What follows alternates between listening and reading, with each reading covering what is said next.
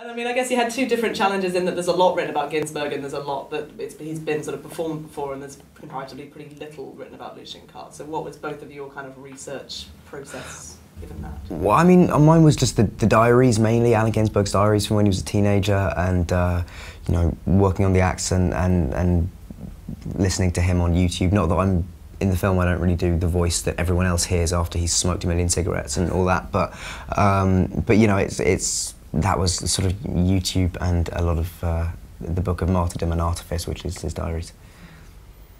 Yeah, you know, there's stuff about Lucien in the diaries, and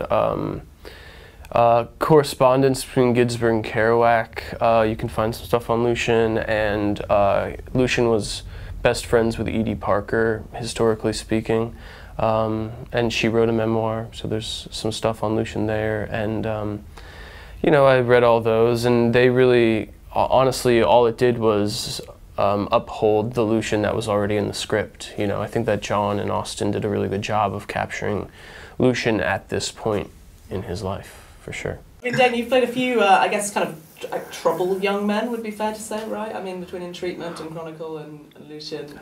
I like the word complicated. I love complicated. Yeah. Yeah, I have. Yes.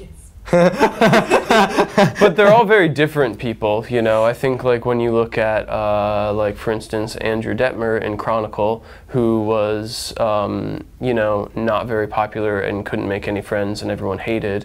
And then you have Lucien Carr, who, if he has one talent, it's to make people fall in love with him.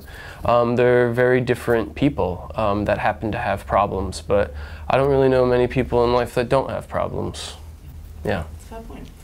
So I have to ask you both the obligatory gay kissing question. Well, okay. I don't honestly know if there's any new angles on it that you haven't already There's not. not. I heard, yeah. You were campaigning for MTV Best Kiss, right? I mean, is that still? Well, we still hope, absolutely. You know, there's I don't know what we'd have to do. I don't know how much hotter the kiss could possibly be. Couldn't run it down, I'm sure. Yeah.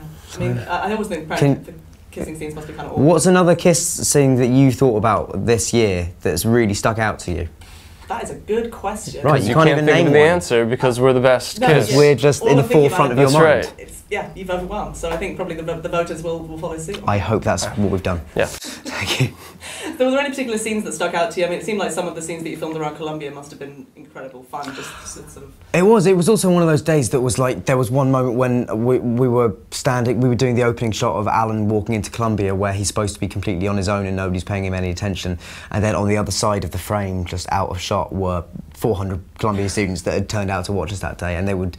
I was literally doing a shot of me walking in one direction, and then we would cut the camera, and then I would just walk back to my start mark. That was it. And every time they said cut, these 400 people would just cheer and roar. And it was like, you know, really don't have to do much, so that was good.